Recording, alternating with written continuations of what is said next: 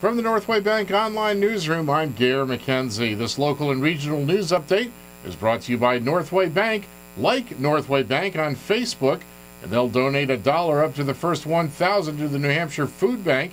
Visit facebook.com/Northway Bank today. Northway Bank with 17 locations throughout New Hampshire. The people you know, the bank you trust. Member FDIC, equal housing lender. Here's the news. A U.S. Forest Service snow ranger with the Mount Washington Avalanche Center says a missing Massachusetts hiker is presumed dead, and the suspended mission to locate the man who fell into a crevasse Sunday afternoon on Mount Washington is now considered to be a recovery operation.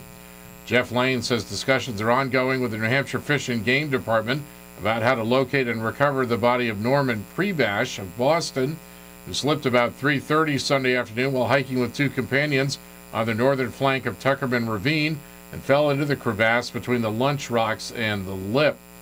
Believed to be in his late 60s, an online profile on the website LinkedIn identifies Prebash as a biotechnology entrepreneur who co-founded several companies, including one that developed a smartphone application to alleviate tinnitus. His profile also indicates he was a long-distance runner, skier, hiker, windsurfer, and an active volunteer. A search for Prebash began after he fell, but searchers got no response to their calls for him.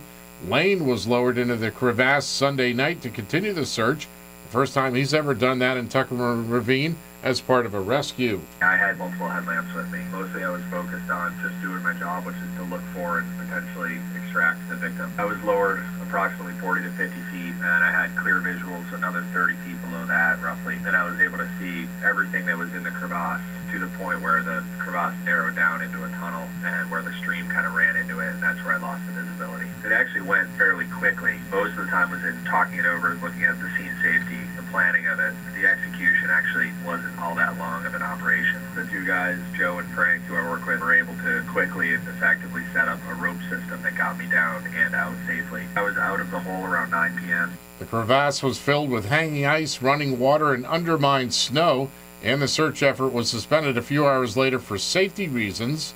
Lane credits bystanders, caretakers for Harvard Cabin, members of the Appalachian Mountain Club, the North Conway-based Mountain Rescue Service, Androscoggin Valley Search and Rescue, and the Mount Washington Observatory with assisting in the rescue effort.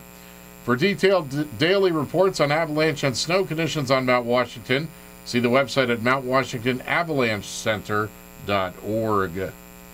The New Hampshire Attorney General's office is accusing U.S. Representative Charlie Bass's 2010 campaign committee of violating the state's push polling law. Push polling is legal in New Hampshire as long as the candidate behind the poll is identified. In a lawsuit filed yesterday, the Bass Victory Committee is accused of removing Bass's name from the disclaimer and replacing it with the National Republican Congressional Committee, which is paying for half of the poll. The state argues that was a deliberate attempt to avoid the law's requirements and is asking for penalties of up to $1,000 per call. The lawsuit says 400 such calls were placed in 2010 when Bass went on to defeat Democrat Ann McLean Custer. The spokesperson for Bass could not immediately be reached by email for comment. In Maine news, the Maine House has voted to override Governor Paul LePage's veto of a bill that tries to restart Maine care services to special needs children in the schools. Representatives voted 124 to 16 yesterday afternoon to override the governor's veto. The bill awaits Senate action. The measure directs state agencies to come up with a plan to reinstitute a program that provides medically necessary services to children in Maine schools.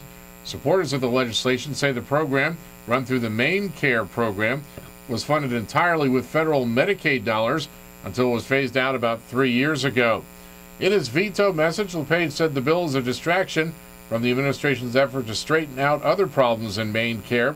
The governor also said the proposal forces action before all the facts are known. In sports, the St. John's Ice Caps beat the Portland Pirates 5-2 last night in Newfoundland, leaving the Pirates 3 points shy of a playoff spot in the Eastern Conference with just 5 games left in the season. The Pirates return home to the Cumberland County Civic Center Saturday night to host the Worcester Sharks. The Pittsburgh Penguins beat the Boston Bruins 5-3 last night. The Red Sox beat the Washington Nationals 8-7 yesterday in their final exhibition game. And the Celtics will take on the San Antonio Spurs tonight at home. In the weather today, partly sunny, isolated rain showers this afternoon. Highs in the lower 50s. Northwest winds 15 to 20 miles per hour with gusts up to 30. Becoming partly cloudy tonight, lows around 30, and partly sunny Thursday, highs in the upper 40s. From the Northway Bank Online Newsroom, I'm Gare McKenzie.